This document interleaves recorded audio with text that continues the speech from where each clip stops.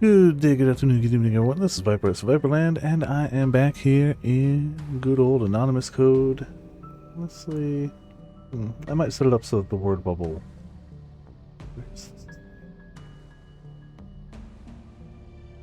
Yeah. Yeah. Could move that up a bit. Then it ruins the tip jar. Yeah. Yeah. Leave it back there. I don't care if the word movement gets cut off a little bit. But yeah. We're back here. Anonymous Code. Hey Ramen. How's it going? Welcome, welcome. Yeah, things were going bad. The world's going to end apparently if his mom dies. We were sent to make sure his mom didn't die. And that's where we left off. And the government and military are now involved and have taken over the entire institution. And yeah, things are going swimmingly. Just swimming. Isolated the QCDC. No doubts Graham's quite pleased with himself. But I anticipated this. I won't let them go unopposed. Of course you anticipated this, you Rubik's Cubies and son of a bastard. Asuma had been turning that cube device in his hands for some time now. I have no idea what that would feel like. I have no idea what turning a cube device in your hands over and over for hours on end would feel like. Was that how he input commands? Isolated, so it's separated from the internet. This meant that... Wait... Hold on, what? Okay, I thought they were making the excuse that since he used a cube, it was isolated from the internet. They were just commenting on what he said earlier. Okay, cool. That makes way more sense. Wonderful. Need to establish a wired connection if you wanted to use the Gaia QCDC or Gaia. Making LAN connection to his cube. He must! How else is he going to direct connect? He didn't look like he was panicking, though. Did you set up a secret back door or something? Of course I did. So really did secretly take over. Asuma had found a hiding place in a nearby inspection corridor as soon as the army rolled in. It was like he knew they were coming. That move would probably buy us some time. The army was thorough. There was no telling how long we'd be safe. Still, Asuma looked pretty calm. How was he so sure nobody was going to find us? 52901, is it? What are you looking at? Why should I dignify that with a response? Because none of us want you or your mom to die. Maybe I don't want a response. Be quiet. Fine. Sorry. Pattern 52 blah blah blah, see? I think we know who the real child is here. Are you making fun of me? You're the one who said it out loud. You really want to come off as cool and explain it to us, don't you? So annoying. Back at you. You've forgotten where we are. I'll say, Glenn, how's it going? Welcome to Viperland in the chat. Yeah, two small children talking to each other. Especially you, Pollen. Getting worked up won't help us. Me? No fair. We don't have to be completely silent. They won't find us. At least not for another 10 minutes. So he was actually predicting the future, huh? What do you mean when you mention that pattern? Again, why the hell do I have to tell you that? I mean, we'd know whether you told us or not. You're using Gaia to predict the army's movements. And you've made at least 50,000 predictions. You keep saying Gaia is awesome, but it can't predict stuff perfectly the first time around, huh? Lower House member Riku Kaburagi found dead. Accident suspected. Oh, I'm sure. However advanced Gaia may be, it can never be 100% accurate. Even if its accuracy was 99.99%, that remaining 0.1 would still allow for infinite variations. You should keep your ignorance to yourself. He looked at me like I was beneath him, then exhaled loudly. Why the hell are you here anyway? Go away, you're a nuisance. Don't be like that, dude. It's not like I can just go for a stroll. If you really want us out of your hair, then how about give us a real-time feed from all the cameras in the facility. That'll help us get past the army. No way you're getting those. Just want to protect your She doesn't need your protection. Don't make me repeat myself. Okay, yeah, sure. Whatever. The cradle is top-class security. The army doesn't even know where it is. There's nothing about my mother on the internet either. I had it erased. Oh yeah, you can just erase things off the internet. People have tried. And failed. The cradles, that's where your mom is. Yeah, I had the guy QCDC manage it. To be fair, the things people usually try to like erase off the internet are like embarrassing celebrity photos. It's like, do something better with your time. Like, oh no, people can't see this embarrassing photo of a celebrity. They'll think human of them. You have to erase it off the internet. No. You just, okay. So he scrubbed online info to hide her whereabouts, huh? That explains why we couldn't find much info about her. Get it? The world's most powerful quantum computer is responsible for her security. And this security cannot be bypassed with a single step of verification. It even updates itself every 9 seconds. Yeah, that's fair. To get past it, you need to start by developing a quantum computer superior to the Gaia QCDC. So Asmo is basically saying that even if someone found the cradle, they wouldn't be able to get it. I'm also closely monitoring it at all times. I'm the only one who can get past the security. Not even Mother herself can bypass it. Finding her is impossible. It was like his mom was in prison, totally isolated from the outside world. I can only think of one reason Asmo would hide her like this. So you knew what would happen to her, huh? Wasn't certain. No, this whole system is just The Sims 5. No, it's obviously the Elder Scrolls 6. Like I said, Gaia's predictions aren't perfect. There are multiple Earth simulators all over the world. There are too many irregularities, too, like Cicada and you. But you wouldn't need Gaia to predict that to the government. Predict that the government would someday attempt to snuff me out. Burdened with secrets and a guilty conscience, anyone is capable of betrayal, without a second thought. I'm impressed. It's hard to believe you're younger than me. Well, you are an imbecile. What? I know what you're talking about, Cleto. The real world is the most MTX-laden thing to ever exist. Capitalism is MTX. It's all microtransactions. Why do you think everything is a subscription fee now, so they can just get you for little bits at the time, all the time? This bow-tie boy really thought he was hot shit. Yeah, he was clever. I can see why people called him a genius. But at no point during his explanation did he sense a shred of consideration for what his mom wanted. That kind of stood out to me. So when's your end of the world supposed to happen anyway? January 19th, 3:14:07 UTC. That's just the year 2038 problem. Didn't we call for that already? A potential problem that could cause malfunctions in various Unix-based systems in the year 2038. Unix and Unix-based OS calculate the current time by using midnight UTC of January 1st, 1970 as the starting point. This value is stored as a signed 32-bit integer, so when it exceeds 2 to the power 31, somewhere over 2 billion, the integer overflows and becomes negative. Per usual, I actually did sleep okay last night. I've been sleeping better the rest of the week.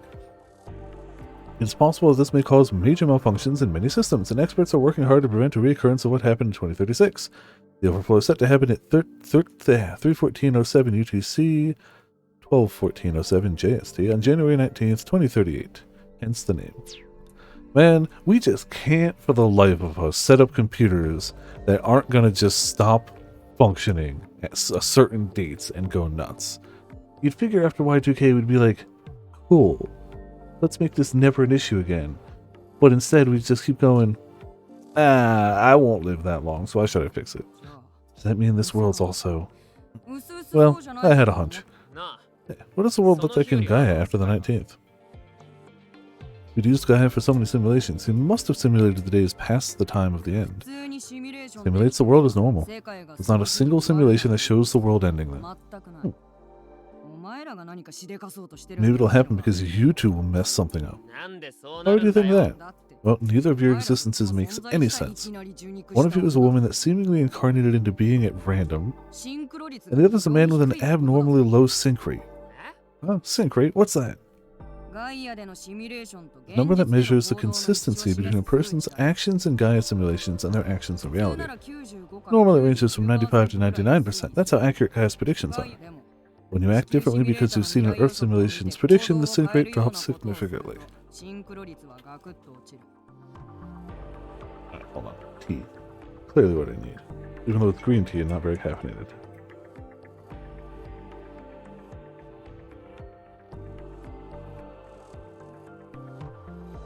That reminded me of Kent Korehisha. He saw the fate line after all.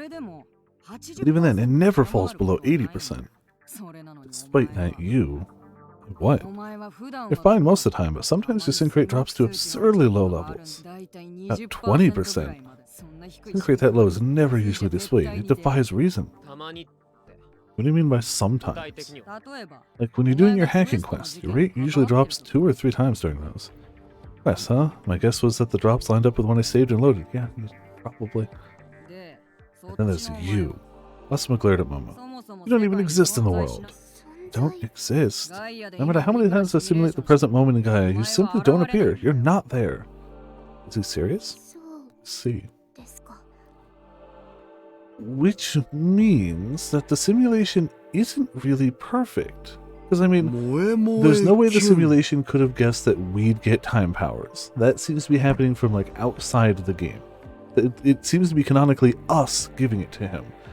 So I get that it couldn't predict that. Cool.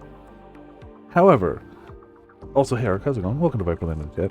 If it is such an accurate simulation that it can guess passwords and, like, nuclear codes, but it couldn't... I mean, yes, that's what happened. However, if the simulation is so accurate that it can get passwords, government secrets, and all of those things down to the number, it couldn't figure out that, like, the Vatican had the technology to pull somebody out of that. Like, I don't know. That's an in-universe thing. The save and load is an almost out-of-universe. Like, super windy. Ooh, yep. That's no fun for sure.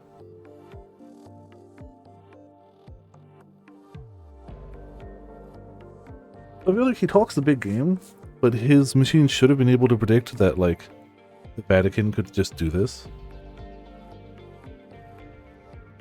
Just saying. Just saying.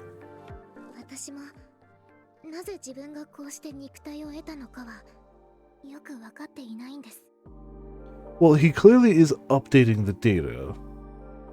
They mentioned that people were following them and watching them, and every, like, new data point adds more to, like, their predictions on what she'll do. So they are doing that. But, yeah. I don't really understand myself why I'm incarnated like this, but I still have a will of my own and I wish to act upon it. Momo. Yeah. Nice, that was what I expected from one of us. For all we knew, she might have been a literal messenger sent by God. You pissed me off because you messed with my Gaia. Whenever you two are involved, nothing goes as predicted. Okay. That's just life, isn't it? You really piss me off. You can see the future too, can't you? Don't think I don't realize that. Seeing the future, huh? In a way, yeah, you can say that's what saving and loading was about. That's why I don't trust you. I trust my Gaia and my Gaia alone.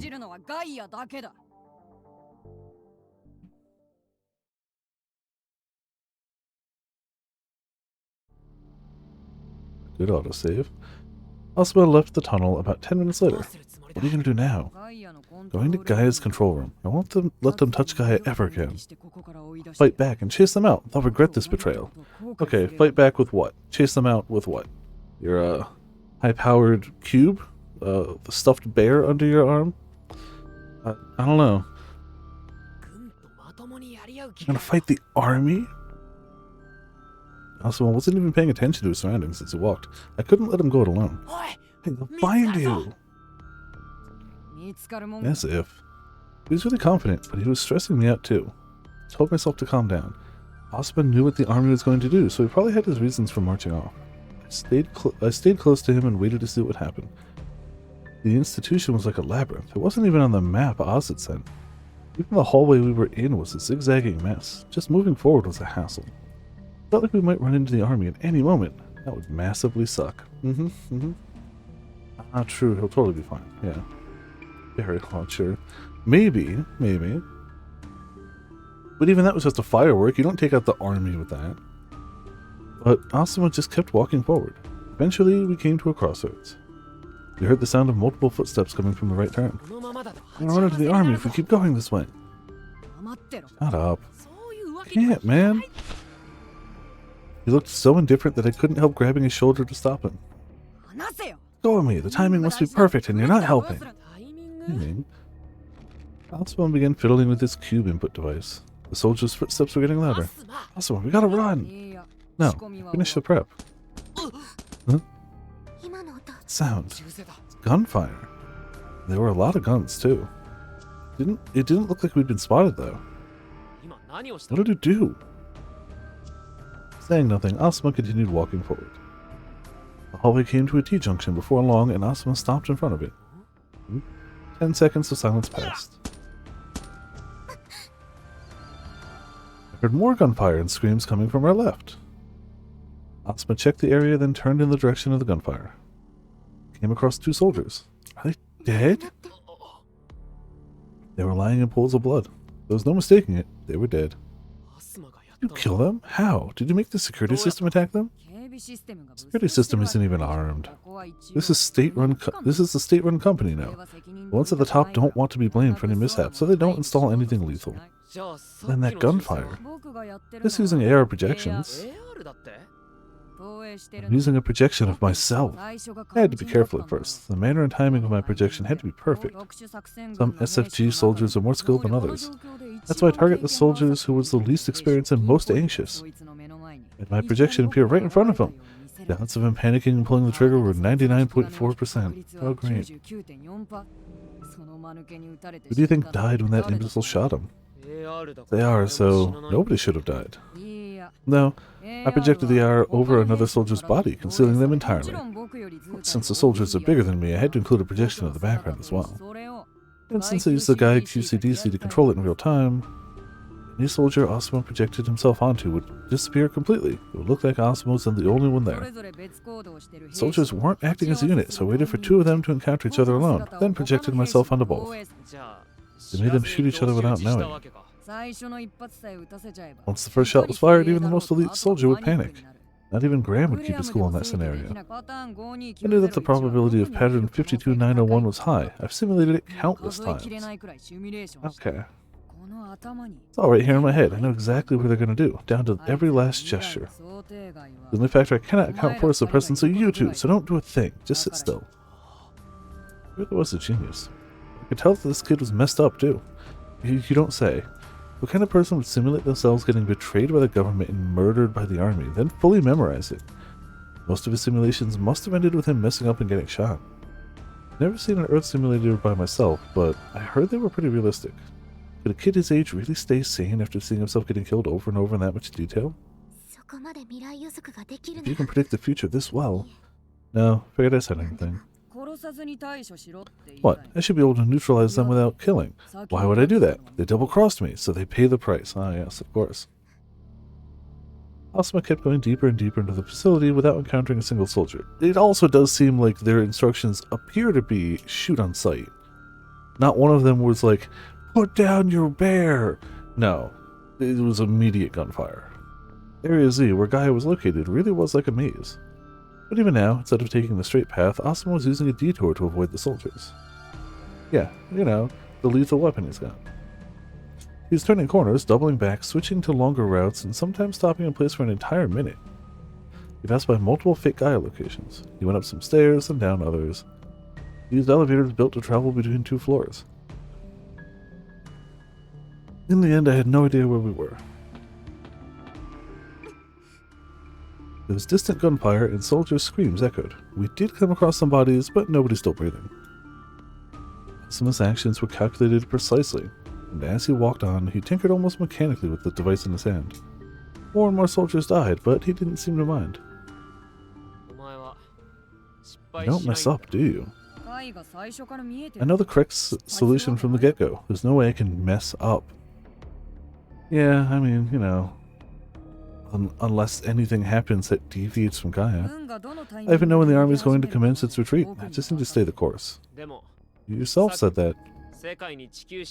An Earth simulator's predictions can never be perfect in a world with multiple Earth simulators. And what of it? It's the Vatican's Earth simulator that predicted you would become a calamity. So given that the Holy Office 513 would be involved, they're incredibly persistent. It's possible their agents have already infiltrated this facility, just like we did. You tried capturing Momo and Nakano before, didn't you? The Holy Office were behind that too. Don't act like you don't know. Almost none of the agents have seen the fate line, the predicted outcome. The one in charge has certainly seen it. That means Gaia's predictions could be wrong. Don't put too much faith in them. They twist the present to get the future they want, and I don't know anyone willing to go to the lengths they do. Not even you, Asuma. That's why you should stop messing with the army and put your mother first. Something bad's gonna happen if you don't. And even if you chased the army out of the facility, it would still be over. He was completely cornered here. Even if you managed to take control of the Gaia institution, what would you do with it? He was still just a 14-year-old kid. He wouldn't be able to keep up his winning streak for long if he was up against the state itself. We'll help you, so let's protect her together. I'm sure your mom would love the company of her son too. Being with you would sure beat being locked up all alone. That was when Asuma glared at me again. You ordered me around. Never seen such intense defiance in his eyes. Don't you dare talk about my family. You don't know a thing. You don't... Suddenly he fell silent. Then he turned pale and quickly began working on his device. It's almost like he should have goddamn listened to us at any point, you little bugger. What? Why? Why is this? What? What is he seeing in his BMI? What happened? This is impossible. This couldn't... You bastard. Tell me what's happening. The security. Someone turned off the cradle security. The impossible had happened. That's when the date changed. Chills ran up my spine as I felt the certainty of the calamity approaching. Thanks for listening to us at any given point, you spoiled little bastard. Oh. I can't see what's happening there. The cameras aren't working. All 7 of them are dead. Couldn't be the consequences. No, not him. He's already seen the future. He can't have consequences for his actions because he already knows what they are. Except we continue to tell him that's not how... Recording. Maybe the camera saw someone before that. Asuma mumbled as he spun his device faster than ever. My eyes couldn't keep up with the speed of it. Look at his hands, you'd think he was totally calm. His inputs were as controlled as you'd expect from a boy genius, but then his hand slipped and the device fell to the floor. Momo picked it up and gave it to him. His Wi-Fi went down. Oh no. There you are. Asuma had only been standing still for a few minutes, but it was enough time for soldiers to find us. I didn't know which was more impressive, Asuma's illusion or the army's tracking. Despite the chaos, Asuma had fallen into a daze. He wasn't even trying to move. We gotta run! To be fair, it is very weird that they're ordered to shoot him on sight because, like, he's the calamity? Like, if they shoot him, we may not have the moral solution to the problem, but the problem is still solved. Yes, as protagonist Kun, we probably won't allow that to happen, because it's not a very moral or protagonist way of solving it, but in the grand scheme of things of he becomes the calamity if his mother dies, it solves the problem. Momo took Asuma's hand and ran. I followed close behind.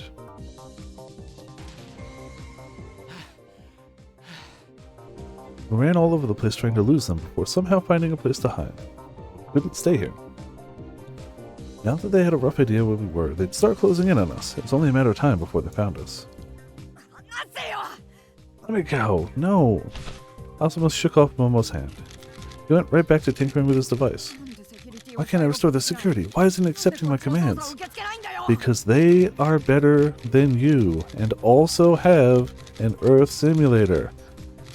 Just exactly like we told you multiple times. Ten stopped and glared at us. It was you two, wasn't it? The people you are against have an Earth simulator of their own, and so can change the way things are going. I mean, they also have that, but keep quiet. Possible gunfire reported at Guy Institution. The army could probably hear us, damn it. That's the only explanation. No.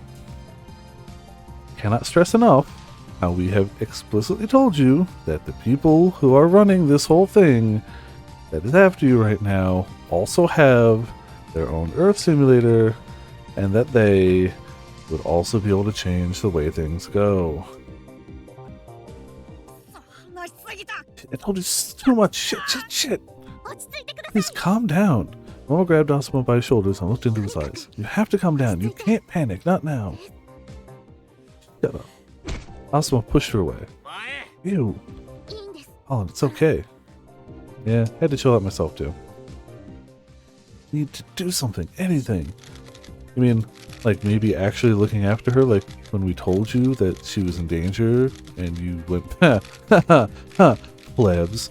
Asuma went back into inside his shell. He was trying to deal with the situation through his device, even though he just said it was ignoring its commands.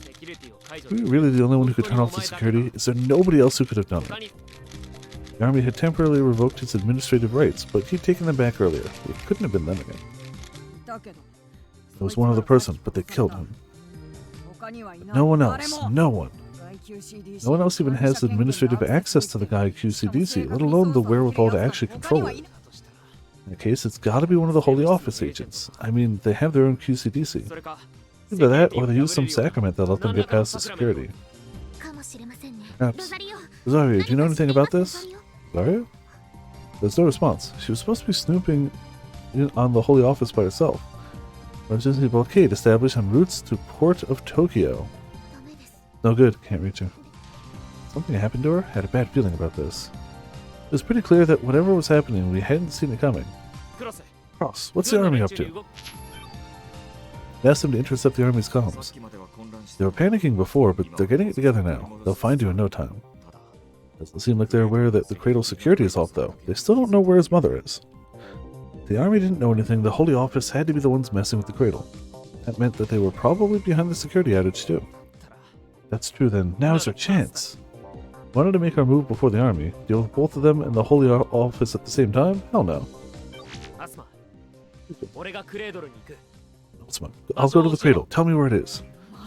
Really was it, wasn't it? You're the one who turned off the security. You're gonna kill her, aren't you? Oh my god, kid.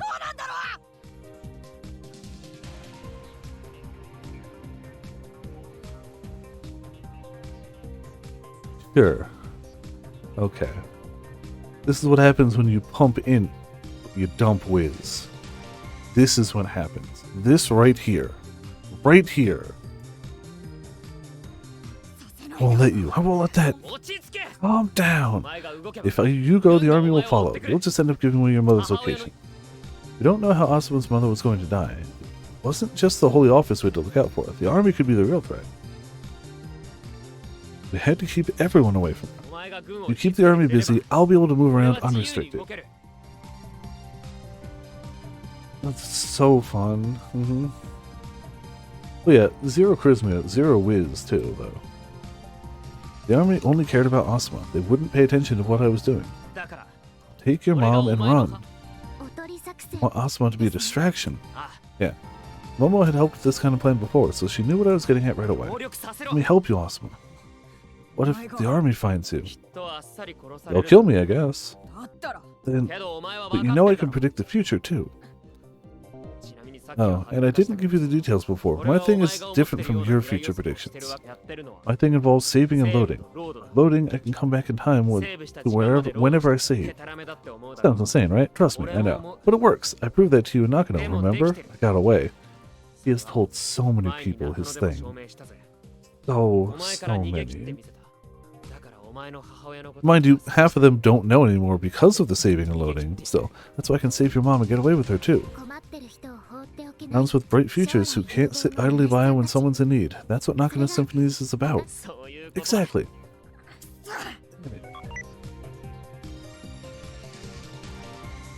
Asuma sent me something. That's where the cradle is. That deep, huh? A whole bunch of doors kept it sealed away. It was basically a fortress. But now that its security was off, anyone could just waltz in there. This doesn't mean that I trust you. Our interests just happen to coincide. You know what? I'll take it. And that's fair, because I sure as hell don't trust you, but our interests absolutely coincide right now. Bit of a comment, yeah. You better keep her safe. I'll make you pay if anything happens to her. Yeah, you'll make everyone pay, apparently. Yeah, you can count on me. Eyes at Momo's. Momo, stay with him. Someone was panicking. I didn't want to leave him alone. I will. Be careful, Pollen. Yeah. You too, Momo. Don't do anything crazy. I ran through the hallway marked on the map. So is he going to save at any point, or we just wait until something bad happens? Go way back. Ah, we Momo now. Here. After parting ways with Pollen, I held Asuma's hand as we sprinted desperately around the facility. Now go up the stairs. No, wait, bad idea. To the right, then... Shit, there's too many of them.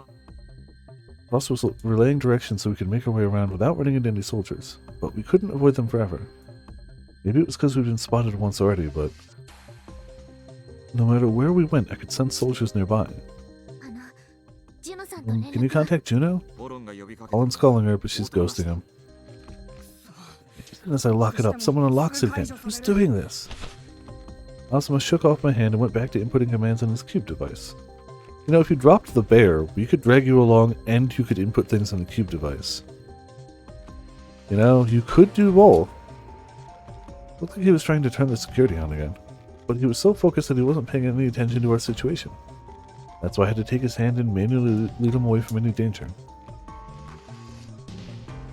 The confident facade he displayed when he found us had vanished completely. So leave your mother to Pollen and worry about yourself. I grabbed his arm and tried to lead him, but then... Don't order me around! He shook me off again. So, wait! Shit, Momo, turn around, there's... Well, target sighted. Oh no. We ran into two soldiers. They pointed their guns at us the moment they saw us. Get down! I pushed Asuma to the ground. Bullets flew overhead. I crawled behind some cover, dragging Asuma with me. If it's very important, then it should definitely be doing something, but it's not. They opened fire without hesitation. They didn't even warn us. Yeah, they're food on sight. They wanted us dead, but it was no wonder. Asuma was responsible for the deaths of countless soldiers. I'd wanted to save everyone. But even in the face of the end, people's hatred raged on. I couldn't stand it. It hurt so much that I wanted to scream. Gun bear? Was the world truly going to follow the fate line? Was this it? Bullets ricocheted off the walls around us. We were pinned down. Momo, this is bad. More of them are on the way. All I can do is tell you where they are. Get Asuma to use the security systems. That should buy you some time. Okay. Asuma? Looked over at him to see blood flowing from his forehead. Did one of the bullets actually hit him? Well... Perfect time to swap, of course. After separating from Asuma and Momo, I rushed towards Asuma's mom, Miori Soga. I had to be careful that the army didn't spot me. Do you know what? I haven't saved. And if they're not going to save, I'm saving.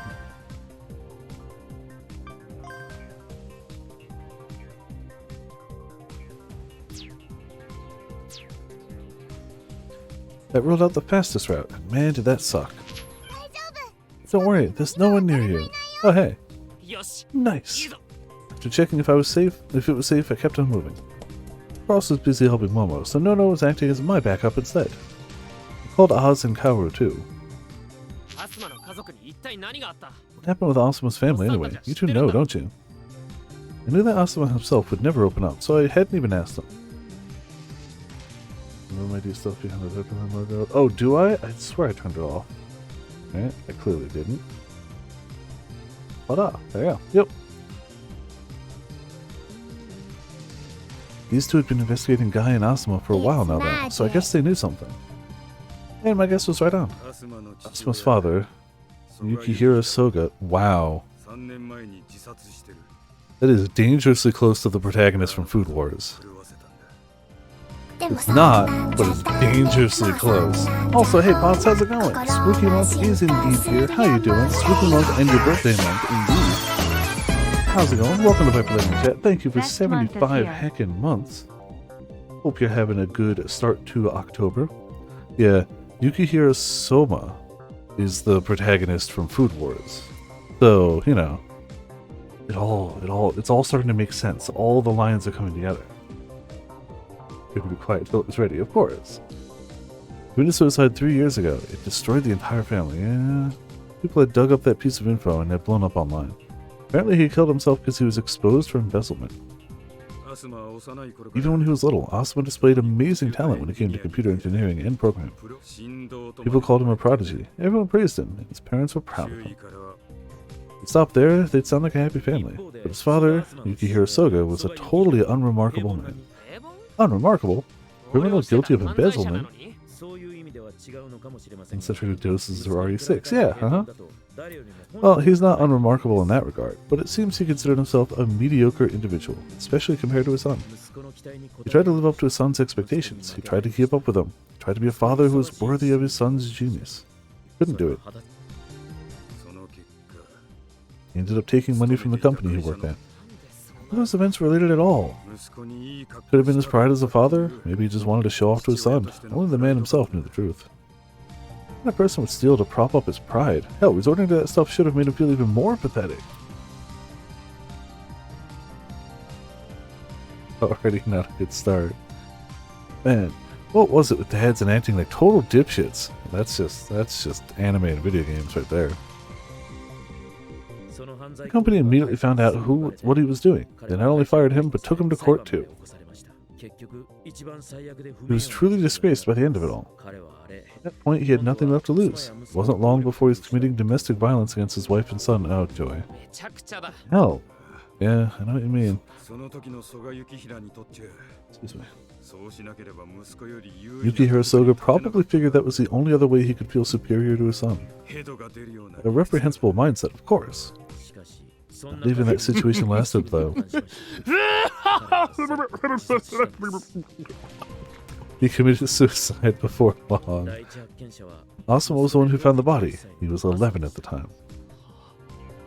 This explained why he didn't trust anyone, and why he was so fixated on his mom, too. It made sense when he considered his past. I don't know if we need that tips list. With the deadbeat dad and the domestic violence gone, you'd think the two of them would finally be able to relax, right?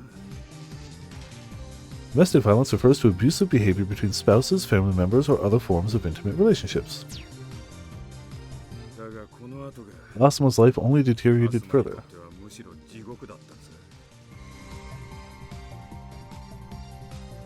I think his taxes is. Also, hey Sora, how's it going? Welcome to Viper Land in the chat. How you doing? Huh? Not that it made any sense, but Miori Soga blamed Asuma for her husband's death. She took it all out on the kid. Okay, the kid's still a brat, but like, it's been through some stuff. Back then, I felt neither shock nor sadness. I thought the pain would end and that mother would stop crying. It's all your fault. Yukihiro would still be alive if it wasn't for you. We were happy together. Why did you have to crawl out of me? Jeez. Why couldn't you have died? Also, hey Mitz, how's it going? Welcome to Spooky Month. How you doing today? It's spooky, yeah. More garbage parents time. Yup. Always. I loved him. Give me back my husband. Give him back. What about me, Mother? Don't you love me? Nothing to me. It's way weirder that he seems to actually care about her. To the point of, if she dies, he becomes the calamity that starts the world down the path of ending. She fell into a coma after she overdosed on sleeping pills. It's a miracle she's even alive. Yeah, thankfully she did. She somehow managed to regain consciousness after 3 months, but she's neither of sound mind nor responsive in any meaningful way. There may be a means of restoring her to the way she was, though for the time being, recovery seems unlikely. Mother, It's okay. Asuma, come here. Come to me. Sorry, I won't let you go again. Sorry. Mother. Asuma, keep it together, please! We're literally being shot at! Can you see me, Asuma? I woke up, but it wasn't Mother that I saw. The one holding me in her arms and keeping me safe was Lucia. A disappointing sight. And then I felt myself start to panic again. Ah, yeah. Mother was in danger, and I was wasting time here. My vision was tinged with red. My hair was wet, and it felt gross. I touched it, coating my fingers in blood. Oh, anybody who obsesses over a celebrity is terrifying. My head was spinning. Everything was so loud. Like, hey, I am a fan of quite a few bands, and I think there's a good handful of actors and actresses out there that are really awesome. But, like, if somebody said something bad about them, would it even affect me? No. Let alone do something really awful to somebody just because of something we said online. Like, yeah, I guess so. Couldn't they just keep quiet? What are you?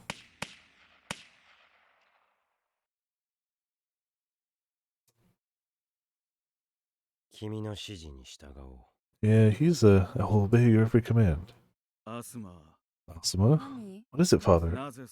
Why are you just looking at me? Why aren't you helping me? Okay, so the kid's got some problems. Can't. Why aren't you helping me? Shut up. This is your fault. This is...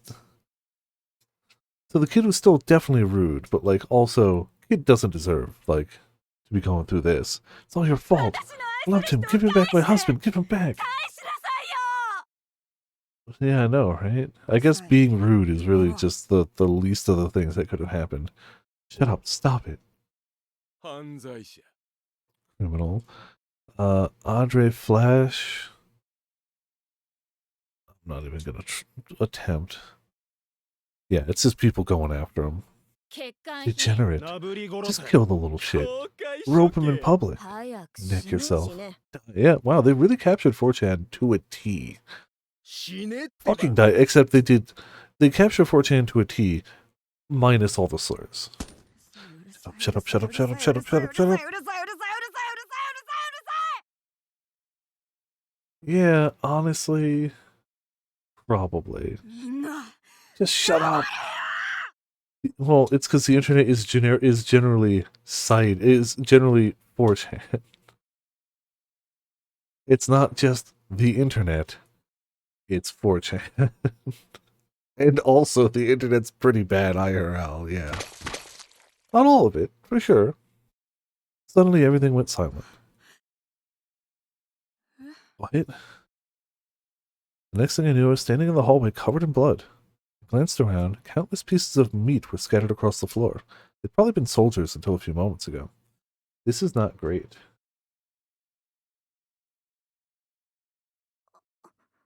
Well, Momo's alive. That's a start. The woman remained, but she was staring at me in shock. Kill these people. Didn't matter. It was quiet now. That was enough.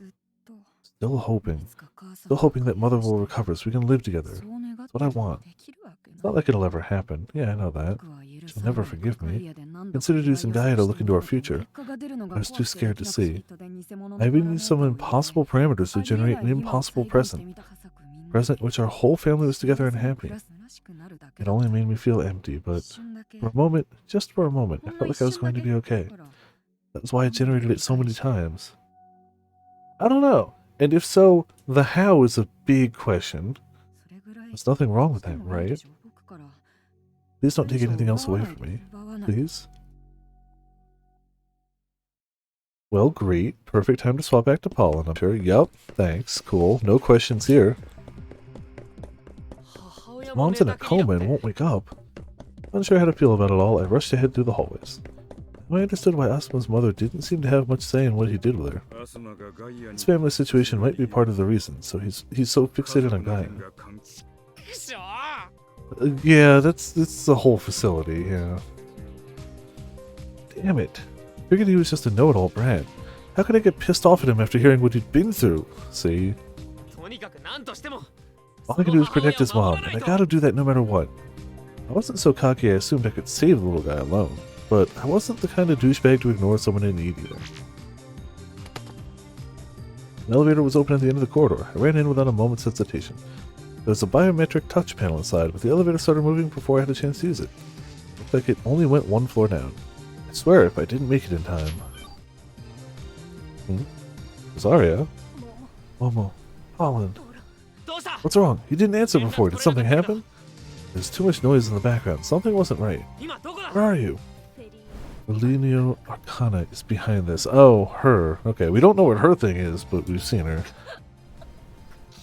Watch out. 513 aren't holding back. I feel like Rosario's purpose in this plot is to die a lot. And then we rewind it. I mean, honestly, just to solve the last time we met two of the members, he died a ton off camera. A ton. We'll settle this. Wait, hey, Rosario! She turned off her GPS. I don't know where she is. Did you check where her GPS was 0.1 seconds before she turned it off? What? She was trying to avoid being detected. The elevator reached the lower floor. I ran through the open door and into another hallway. Who the hell is Felinio Arcana anyway? Momo, do you know? Momo's not in a position to talk right now. Did something happen? Focus on what you gotta do. That's his way of saying absolutely, but I don't want to distract you. Yeah, alright. Man, so much was going on. I felt like a net was tightening around us. No, I'm just imagining it. No, it's probably a net tightening around you. And I had my saving and loading. The Holy Office were going all out, then I just kicked their ass. Polly, stop, there's someone there! Huh? Damn it, I got distracted. I noticed something sharp flying towards me and jerked my body to dodge it. It was a cross the size of a knife. The man who'd thrown it had clearly come from another country. He didn't look like a guy staff or a soldier. That meant he had to be an agent of the Holy Office. Oh, the cross didn't give it away? The cross knife didn't give it away. Good to know. I figured they'd get in here. He wasn't alone either. There were about 10 people in front of me, men and women of various ages. Unlike the guy who'd thrown the cross, these people didn't look like agents. Actually, they looked super ordinary. But there was something freaky about them. Blood was oozing from their necks, arms, and legs. Oh, great. I could see wounds on some of their necks and the backs of their hands. For some reason, the wounds were etched in the shape of crucifixes. They looked like ordinary people, but their vacant gazing, coupled with the wounds carved into their bodies, well, something was definitely off about them.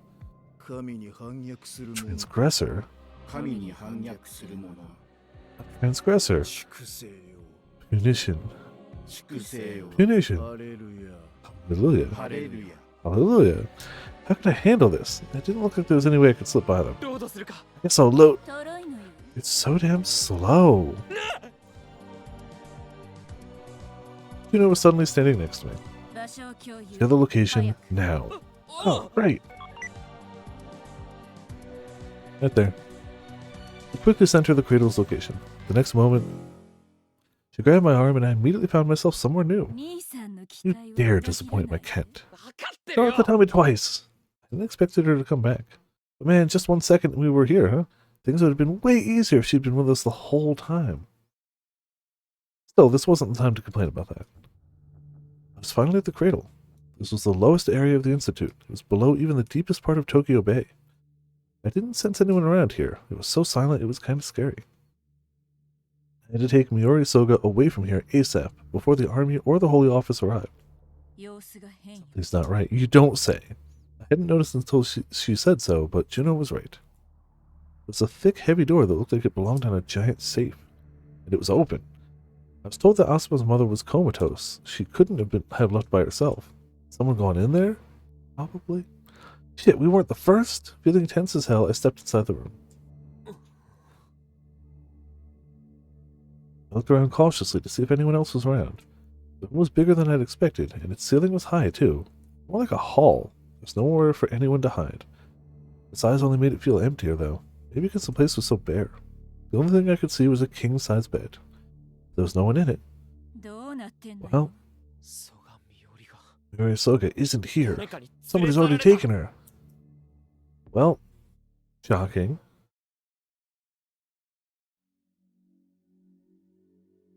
Oh. So Rosario's going to have a bad time. King-size hospital bed? I mean, nothing but the best for her. Rosario fell to her knees, unable to stand back up. She was in a dark, cramped back alley that even the cleaning trucks ignored. There was garbage strewn all over. It was hard to believe an alley so dirty was connected to a main road. It was a place most passerbys would turn their backs to, but Rosario was in there. She was ignoring the filth and she was fighting the pain.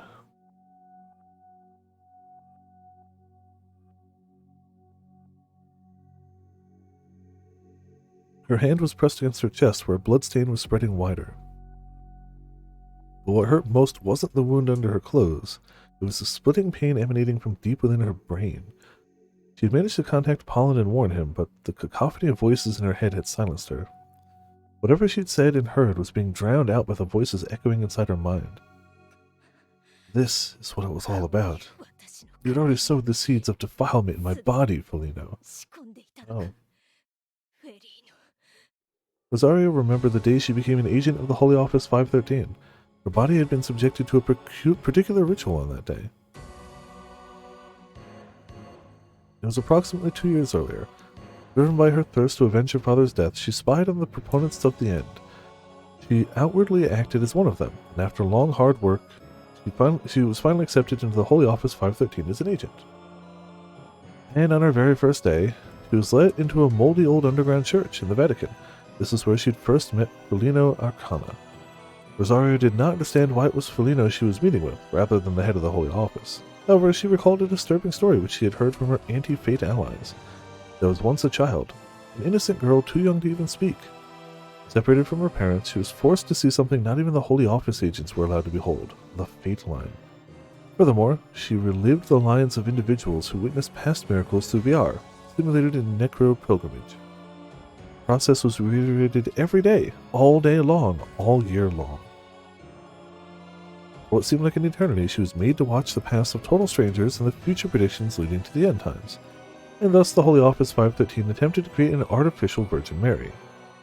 Those were the rumors she'd heard. If the said girl was Felino, it would explain why she could talk with Lorenzo Garzelli, head of the Holy Office 513, as her equal. All this meant that Felino was a person to be wary of, and Rosario had to do whatever she could to ensure her secret agenda remained as such. Thus Rosario had no choice but to do as she was told. First she unbuttoned her clothes, then kneeled before the cross. Every agent is a guardian of the fate line that guides us to the blessed end. Oh.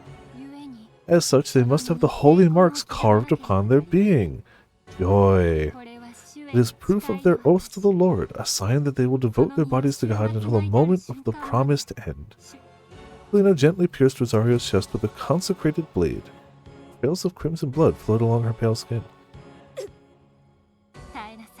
Endure. This is a trial and a test of your piety. If your beliefs remain firm, the Lord will surely reward you. Joy. Felino smiled, but her hand didn't stop. Rosario, your father's end was most unfortunate. For what reason was he subjected to such a violent death?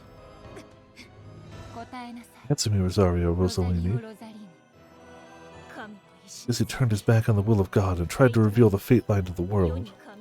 Because he was in touch with Kent Korihisha, a man who bared his fangs at the Lord. Because he rejected the end. It's true, how else are you going to feed the blood lily? Indeed, all of those were terrifying actions, and each one an affront to the will of our Lord. The fate line must not be disturbed. We sought to grant him salvation until the very end, but our every attempt ended in failure. Do you remember, Rosario? Though you were but a child, your young eyes most assuredly had witnessed what happened on that day. What happened to your father for turning his back on our Lord? You remember, yes? Yes, I remember. He burned in the flames of punition, suffering and writhing in pain while many people watched. And for his transgression, his soul will never see the pearly gates. It is most regrettable. Yeah, I guess, you know, gotta be a sage then. My own breast aches with empathy at the mere thought of the pain your frail young heart experienced. Rosario, you must not become a sinner like your father. As of now, you must reject him every moment of your life. Yes, I reject my father. Repent, repent. Thus the holy mark is etched onto your being. Congratulations, Rosario Rossellini. Congratulations. The holy mark Felino carved upon her was now throbbing painfully as it bled. In the wake of that pain followed an intense headache and endless whispering voices. This must be her sacrament. A woman's whispers echoed and resonated inside Rosario's head. She couldn't even hear her own voice anymore. She felt that if she obeyed the voices, she would surely lose herself. You won't have me. You won't take me. That's my fate. I'd rather... Rosario unfastened a knife from her waist. She glared down at it with cold, glossy eyes, then plunged the blade into her chest.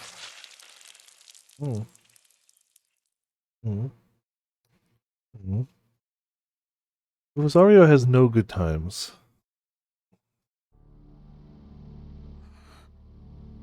There wasn't a single soldier in Gaia's control room. Did they all die? I haven't even seen Graham yet. No, that didn't matter right now. What was happening to Mother? Lucia looked tense. She was muttering something to herself. Wait, no, she was talking over BMI. Hey.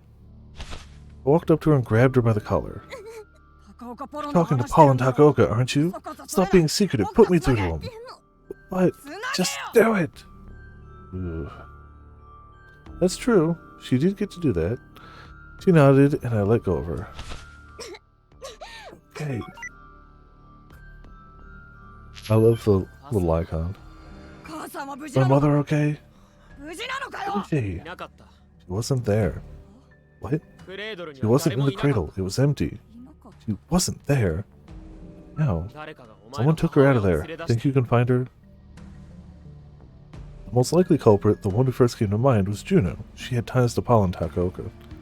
With her quantum teleportation, it would have been possible for her to take my mother away without anyone noticing. When I checked the cradle's quantum fluctuation stats, however, I saw nothing unusual. So it wasn't Juno. What was it then? Who'd taken her away? Who?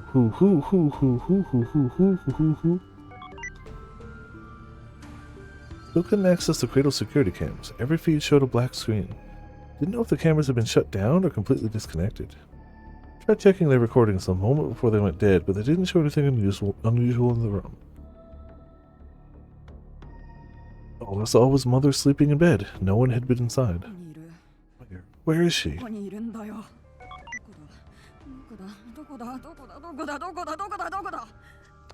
None of those places.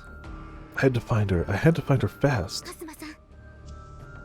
As I worked my device, Lucia grabbed my hands and held them tight. I couldn't work my calculations like this. Take a deep breath. Hearing that, I realized I was close to hyperventilating. I tried to stabilize myself. How did someone manage to unlock the cradle? I was the only one who knew about it, the only one capable of turning off its security. I was the only one. No, there was another. The man who worked as my assistant. But he'd been shot dead by the army in this very room. He was killed. Almost on a whim, I glanced down. The control room's floor was dirty with the footprints of the soldiers, but there were no other stains of any sort. What had happened to the blood? For some reason, there was no indication someone had bled or been shot here. Asuma. What? The voice startled me. I looked up to see someone at the entrance of the control room. Ah, he got better, you know. He should have been dead. It was on video. The soldiers had shot him, and nobody edits video. It's impossible. Saw it happen, but this is for you. His expression blank, Ewan handed me a stuffed bear, just like he always did. It was one I'd never seen before. No one can kill Chris Angel. Ewan was bleeding from the wrist, and his blood had dyed the bear's head red. I want you to have it. With a strength at odds with his scrawny build, he ripped the bear apart. In amongst the cotton was a sharp knife. Ewan took it in hand and swung it at me. Lucia stood between us as if to protect me. Over her shoulder, I saw Ewan's eyes, and they were completely devoid of emotion. The moment our eyes met, I understood everything. Yeah. In my head, I wished for something. I wished for him to be struck by a bolt of lightning. There and then, I visualized it. And the moment I did, Yuan's body began to convulse as if he'd been struck by lightning. The knife fell from his hands into the floor moments before it pierced my neck. He collapsed where he stood. I saw that his car unit was shorting out, but was it malfunctioning? Not that that mattered. It was you, wasn't it? Yes. You said only one other person could do it. I pushed Lucy out of the way and walked over to Yuan. Man, I hope not. I hope not. You're the one who took my mother away, you traitor. No, it's fine. He's not a gigalomaniac. He's just channeling the power of the Earth simulator, and it's causing feedback into the actual Earth. Totally different, right? Where is she? Where's my mother?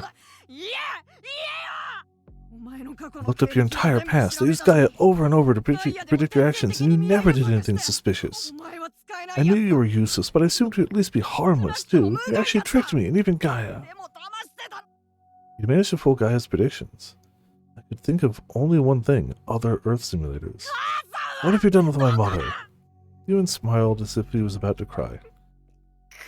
In the name of God. She's right there. I sensed someone else here. The person who joined us in the control room was... Mother. She was barely standing, and her expression was completely vacant. She looked ready to collapse. She was supposed to be unconscious, bedridden. This is just great. How is she standing? How is she walking? Has she woken up? She was never in a coma. For over a year, I've been drugging her to keep her asleep. Oh, well, okay. Super accurate Earth simulator. It predicts everything, down to the last detail. All for this day, you rise as the calamity. What is he talking about? No, Yuan didn't matter now. Drugging, calamity, none of that mattered to me now. All that mattered was that Mother was awake. I'd been hoping for this. I was waiting for the day she'd recover so we could live together as a family. She looked at me. She called me by name. How long it had been. When was the last time I'd heard her say my name? I'd approached her, ready to have her hug me. I extended my hand to her. Yeah, that was when I realized, in her hand, was the knife Yuan had dropped. Excuse me. Hey, Asuma, She smiled and spoke. I don't want to look at you ever again. The next moment, she shoved the knife into her own neck. She crumpled to the floor right before my eyes. Blood pooled from her wound. Oh. That's true, he did say he never looked into her.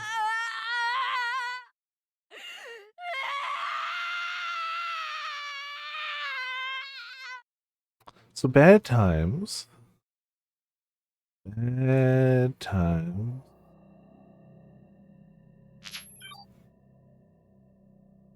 Momo had shared her vision with me. Through her, I saw Asuma's mom commit suicide. Okay, I was about to say, Pollen doesn't know it, so we can't reset yet. But now Pollen knows it. I saw the moment Asuma snapped, too. What the hell? It drove him to the edge, then forced him to watch as his mom killed herself. The holy office bastards had planned everything out for this cruel outcome. And scumbags. But I could still turn this around. Yeah. Please, I beg of you. No, leave it to me. That's all Momo needed to say. Asuma's about to become some kind of calamity. We're out of time and out of options. But I've got a full understanding of their scheme. So right now, you and I, we can save Asuma. So I think right here is where we're supposed to do it, but I obviously kind of just want to see what happens if we don't hit the button. Morbid curiosity. As morbid as it already is, I guess. I'll just sit there doing nothing, Anon. Oh, they make me do it. Okay.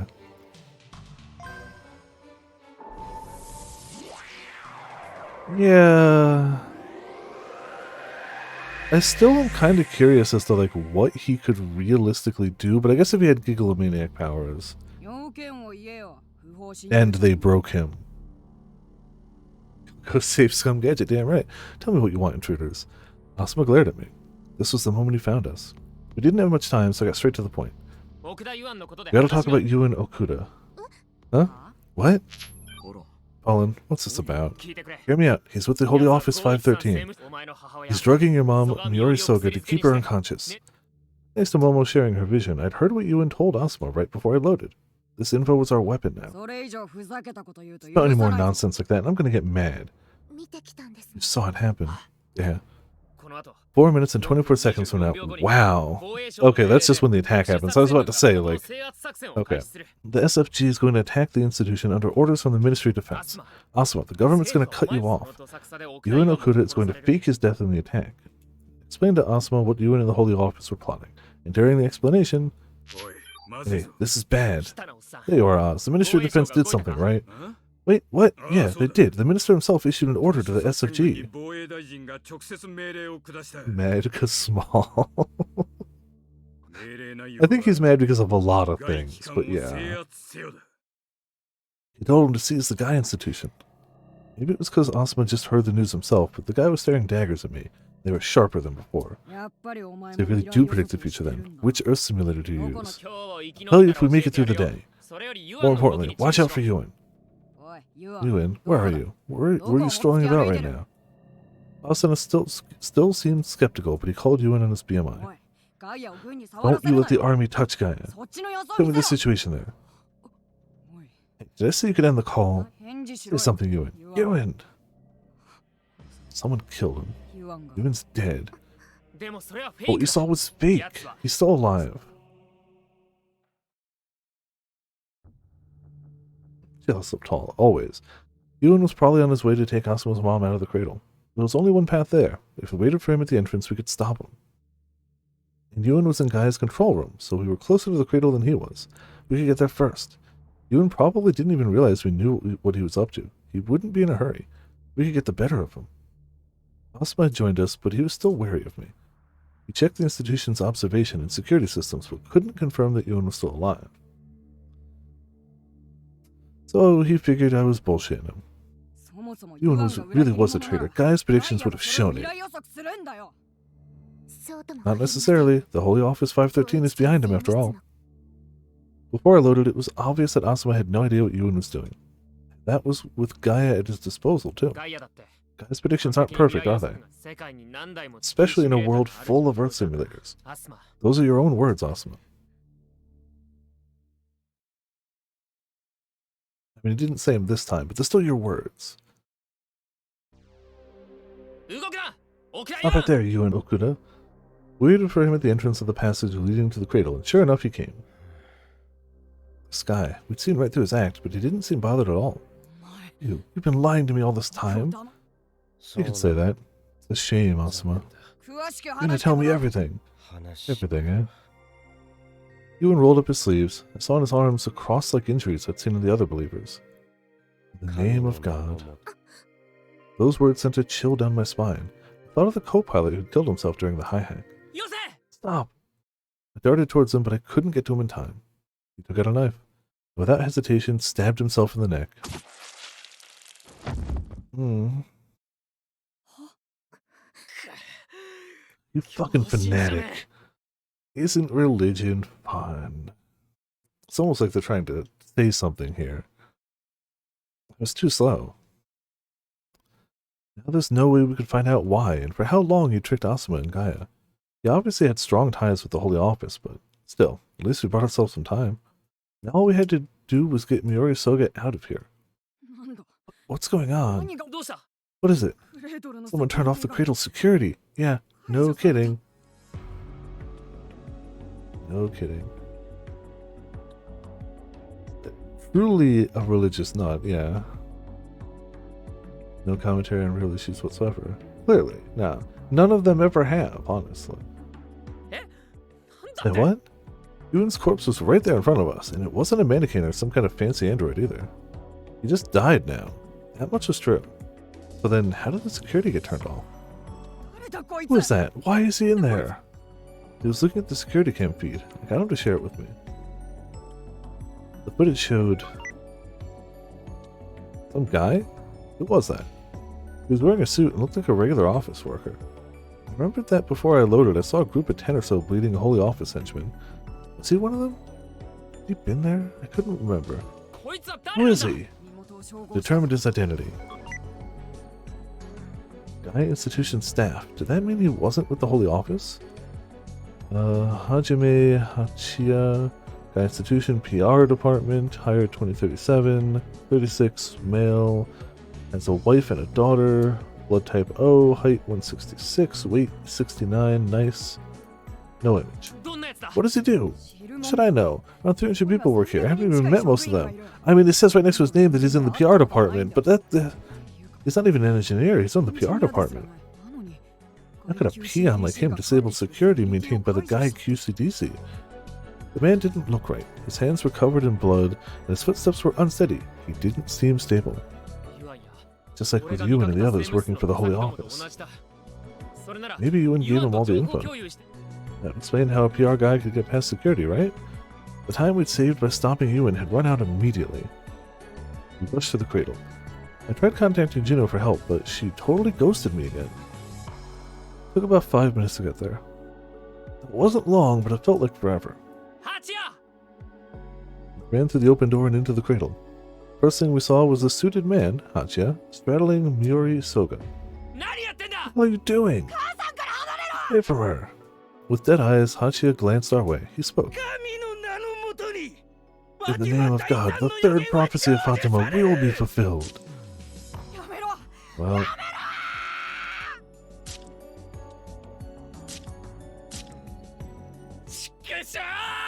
Well...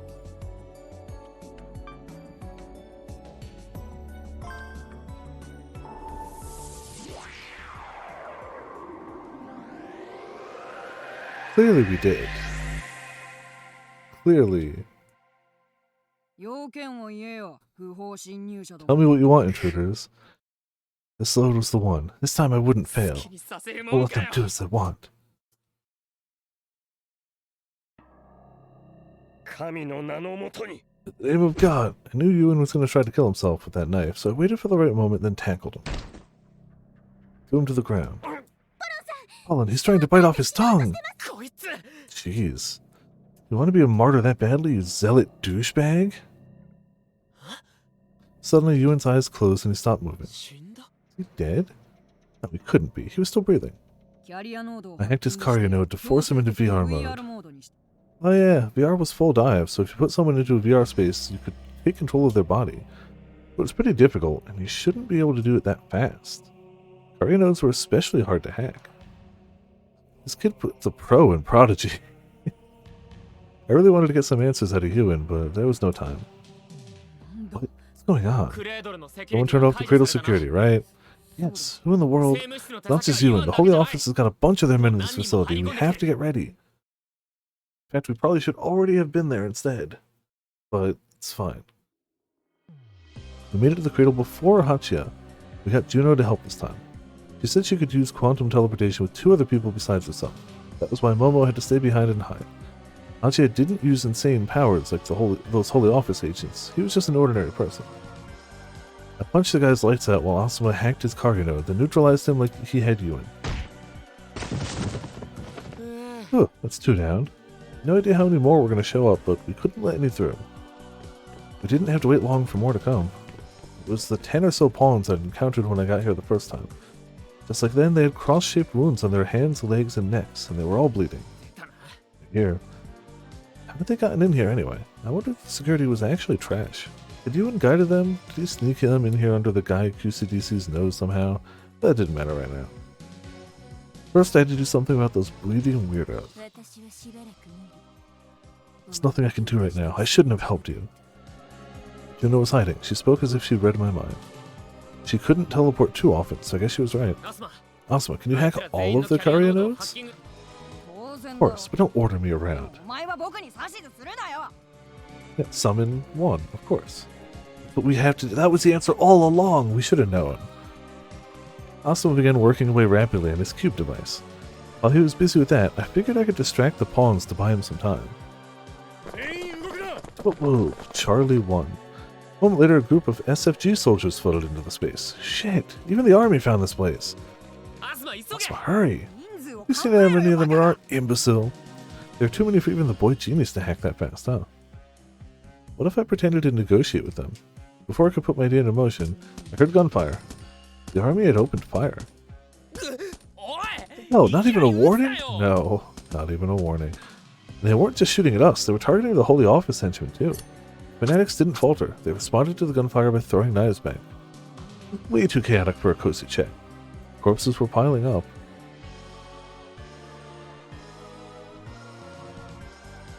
Smoke started to spread throughout the area. Someone must have thrown a smoke grenade, or lit a fat blunt. Gunfire wasn't stopping though, so I desperately looked for cover. Cover in a hallway like this? Asuma, are you done yet? I'm on it, shut up! I suddenly noticed there was a bloodied soldier besides the heavy door of the cradle. He's trying to open the door and get in. Hey, stop! I darted in his direction, but... What? Those vibrations, those sounds, something didn't feel right. Hey, you gotta get out of there. The army's bombing the place. Okay. Huh? They're taking things to the extreme, and apparently they don't give a damn. They're gonna cut Asuma off at the cost of the guy QCDC and the whole facility. The government actually approved this op. Are they insane? Wasn't like we could leave, though. As long Mayuri Soga was okay, it didn't matter that we were getting shelled. Soon the smoke was so thick that I lost sight of the soldier by the door. Crap, he went in? I hunched down to avoid getting hit by a stray bullet, then rushed to the cradle. Mayuri Soga was still in her bed, unharmed. Excuse me. The bloodied soldier was staggering towards her. I had to get him out of here. In the name of God. What? Holy Office had infiltrated the army too? I saw a grenade near his chest. The pin had already been pulled. Damn. I hope not. I think when things go wrong, they're just going, screw it. Bomb them. How the government do, you know.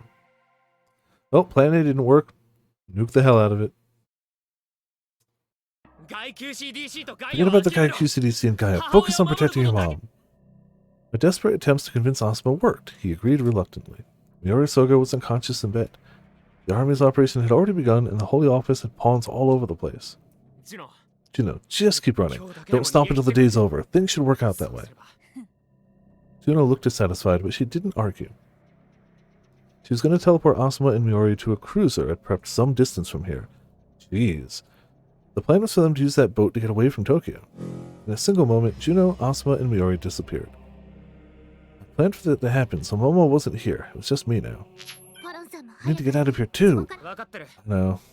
I wasn't the one the army and the Holy Office were after, so at least they wouldn't kill me on sight. Bull crap. They're absolutely going to shoot on sight.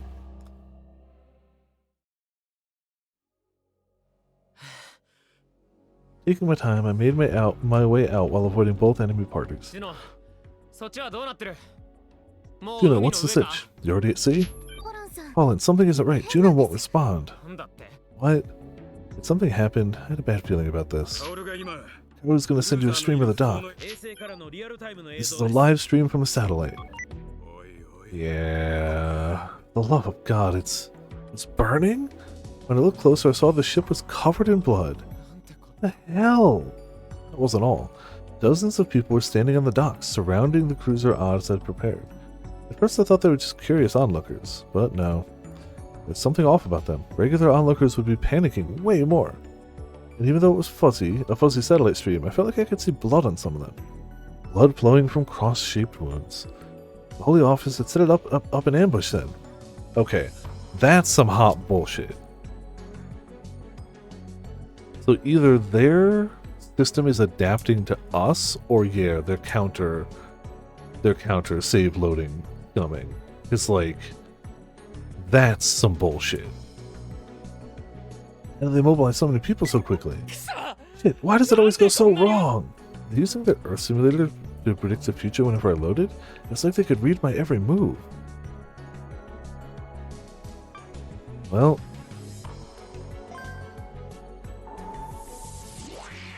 maybe they do? They gotta have something. Then what the hell do we do? I tried getting Juno to escape with Mayuri alone. But the result was the same. The two got ambushed and killed by them again. I loaded again and asked Asuma about our situation. Thought he might know how the Holy Office were finding their location so easily. Tracker. Tracker? It's a tracker implanted in her body. Asuma himself had arranged for his mom to have it, and it had been inside her unconscious body for a while now. That meant the Holy Office knew about the tracker's signal through Ewan. Okay. The Holy Office can predict the future as well. To completely elude them would be... Simple strategy wasn't going to cut it. Those Holy Office bastards were about as persistent as bloodhounds. But that made me wonder, how had Asuma overlooked the actions of so many people in his predictions? Something wasn't right here, but what? When had Rosario told me that again? Rosario, can you hear me? No response. Momo, do you know the name Felino Arcana? She's an agent of the Holy Office. She was already at the Vatican when I was recreated as an artificial brain. I never saw her go out on missions. Maybe that's because she's still young? It reminds me. When I incarnated, I heard her talking with the head of the office, Lorenzo. She spoke as if she knew all things. I think she may have seen the Fate line. Few agents are allowed to see it. I wonder why she was given permission. She's so young. Could she be a core member of the Holy Office? Momo said Felino was young, but we already knew from Cicada and Juno that appearances could be deceiving. Waiting for Rosario's call, we headed towards the cradle.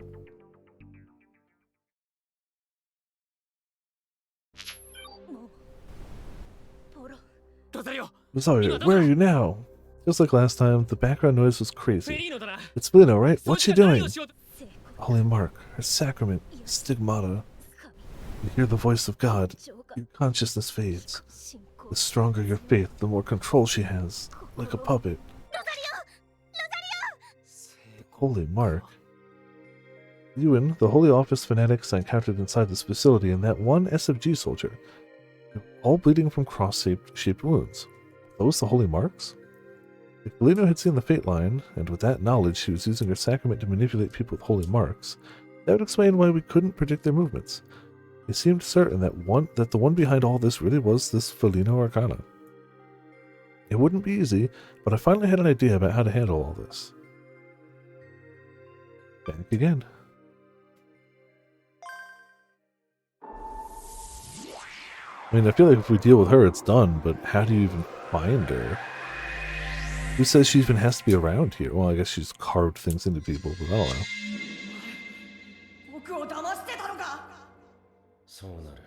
know. We having some feedback now?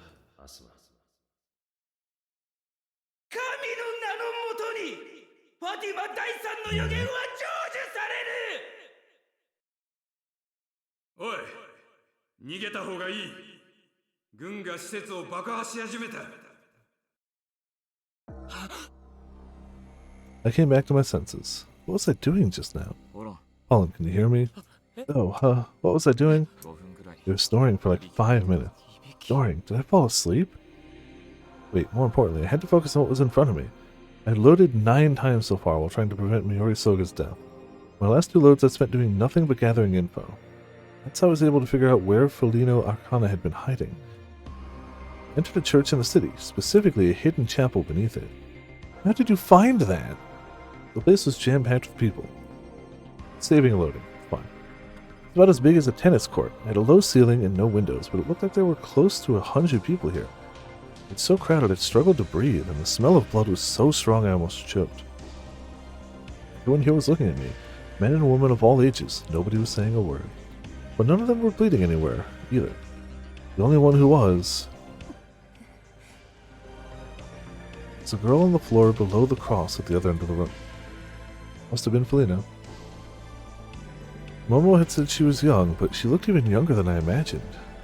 She looked kind of sickly, too. Her upper chest was exposed, and there was a bleeding cross-shaped wound on it.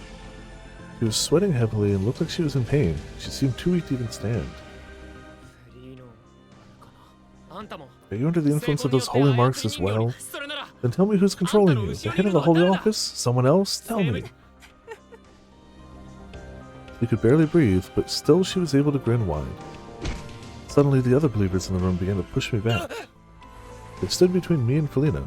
Out of my way, I gotta talk to her. They wouldn't listen. Even when I tried pushing them aside, they resisted. Were they protecting her?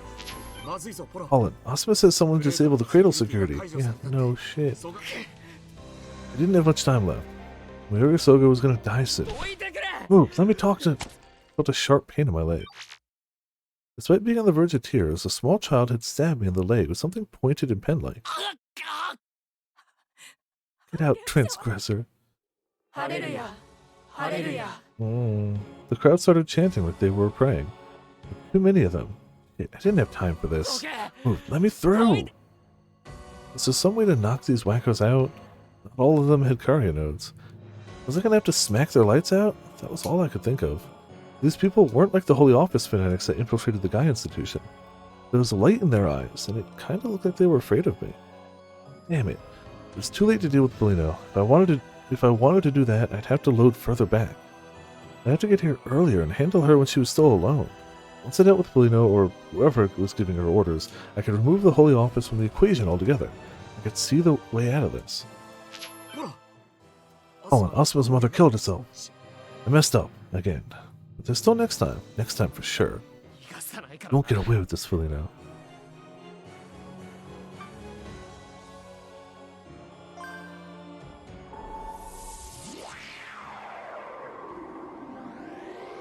I don't know how he's gonna get there earlier, but...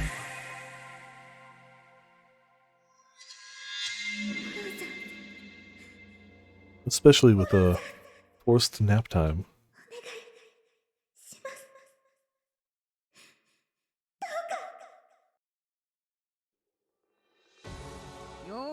Tell me what you want, intruders. Huh?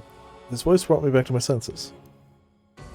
This was the moment we snuck into Guy and found Asuma waiting for us. I'd loaded and gone back to the point where I'd saved. Everything seemed okay. Felt kind of weird just now, though. Well, whatever. Didn't have time to worry about that. I knew the path I had to take. If I could just pull off this one last play, everything would work out. Gonna capture Felino Arcana. Help me out, guys. But that didn't go so well. But it was all because I...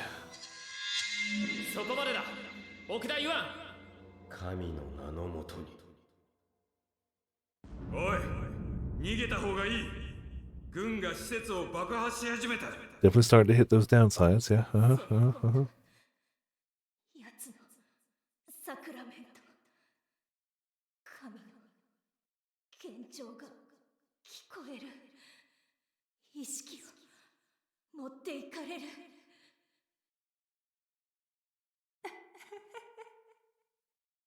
Hallelujah.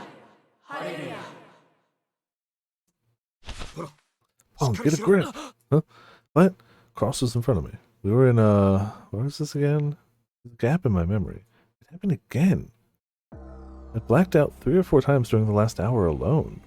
Each time I was overcome with weird flashbacks. I felt like the events I'd erased by loading were forcing themselves back into my head. I kept losing consciousness for anywhere between 5 and 10 minutes. It felt like my blackouts were gradually getting longer. They kept me from doing anything. If they kept me from doing anything, I'd become a burden to my team. I'd never be able to take care of Felino like this. If I remembered correctly, Cross and I were keeping an eye on the underground chapel she was in. Felino made a move yet? Yeah. Although the holy mark appeared on Rosario, she was pursuing Felino. Mr. Samizu and Oz took over from her, but they lost track of the target. Shit, what time is it?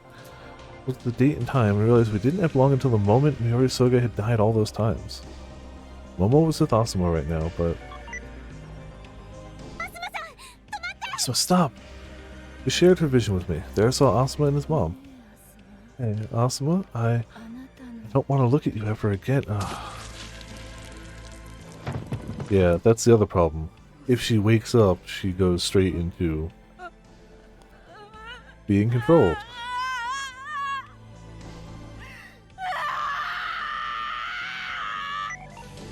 Well, she died. Mayuri Soga died. I thought I knew the way out of this mess, but once again there was nothing I could do to save her. Please, I beg of you. Hang on, what's going on here? Is there some kind of malfunction with my save and load function? Forget it. I don't have time to speculate. I need to load.